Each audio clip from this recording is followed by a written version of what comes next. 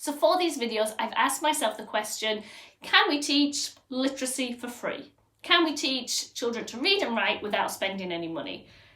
Now, there are actually two different questions there, and I didn't really realise that until I started thinking it through. I think you can definitely do home ed without spending very much money, but that doesn't necessarily mean it's free. There are a lot of privileges, perhaps in the communities that we live in the skills that we've acquired because money has been spent, or in the resources that we have to hand just near us, or the ability to make things and invest time in that. Those things might not mean that we're opening up our purses and actually handing money over. Doesn't necessarily mean that they are free.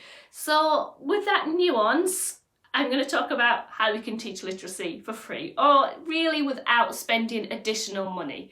So I do think that most of us have kind of our core things chosen. We might have curriculums that might be free that we've accessed.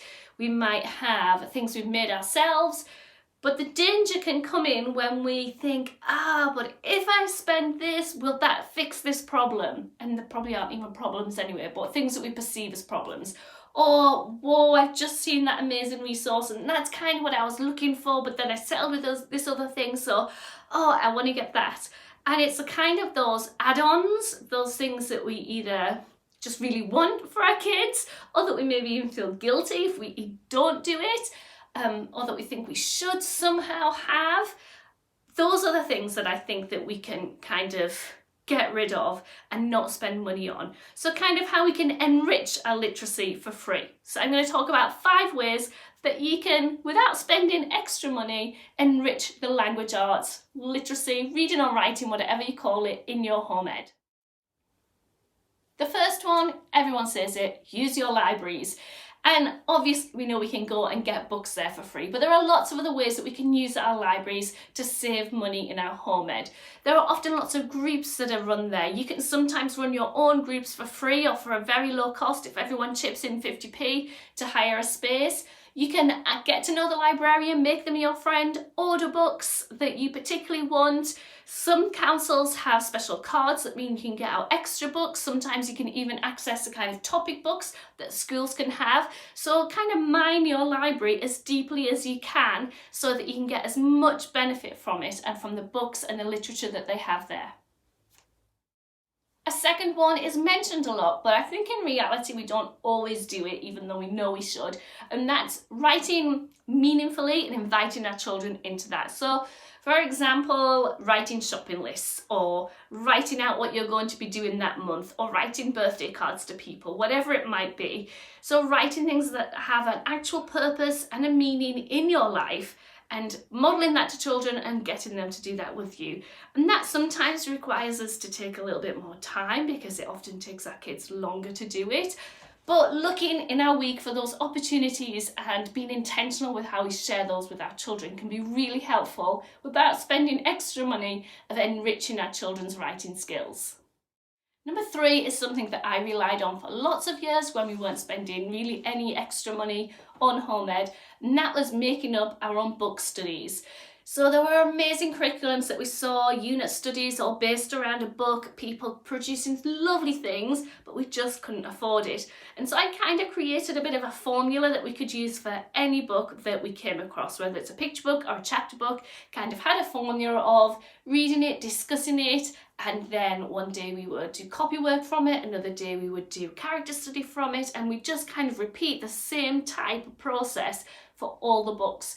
So I guess, I mentioned this in other videos, I guess it's about trusting ourselves. It is great if you can have a curriculum on hand that's all about Charlie and the Chocolate Factory or whatever it might be, but we also have the power to just read that and talk about that with our kids, getting some general questions that we can ask about every book, and just allowing that to develop into your own style for your own family. So definitely trust yourself and create your own book studies. Number 4, my family doesn't have a problem with this one, is talk a lot about everything all the time. Because the basis of all our reading and writing is language, and is talking, is speaking and listening, and we've got to develop lots of opportunities for that.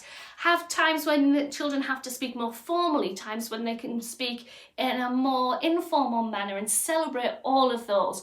Ask questions of each other, share your opinions, just talk and talk to everybody that you can, and just embrace and celebrate all the different ways, the different accents, the different grammatical structures that people have, and embrace that and encourage that in our kids. Just talk and really focus on that as being a core part of your language arts.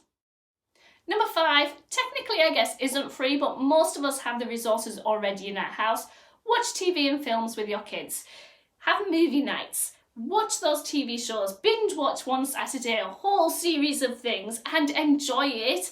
And realise that just because those stories or that information isn't given in a nice hardback book doesn't make it any less inferior, doesn't make it any less educational or a good model for our own speech and our own writing. You can explore characters by talking about those TV shows. You can explore plot. There are lots of twists and turns and literary devices that are used, even just how the atmosphere is created in a film. It's really powerful for our children. Or how documentaries are made and how they are structured to draw the watchers in, the viewers in. All of those are tools that are really great for our own writing and our own communicating. And let's face it, visually communicating is actually one of the main ways that people now do communicate. So language arts does not have to be from a book. The TV is not the bad guy. It can be a great way of intentionally talking to your children about who's the antagonist, who's the protagonist, all different things like that you can get out of watching Paw Patrol. I promise you, you can. So don't think that that's just something that we do because we kind of have run out of steam, but see it as a valuable part of your language arts. So that's 5 ways. It's not rocket science, it's language arts, but it's not difficult. It's not any kind of ingenious ideas. They're just common sense things that really do enrich. But I think for me, at least, I have to be aware of those and I have to be intentionally pursuing those for them to really enrich what's going on in my home. Have you got any other ideas? What are other things that you do to teach reading and writing that don't require you opening up that purse and getting out those pennies? Let me know in the comments below and I'll see you soon.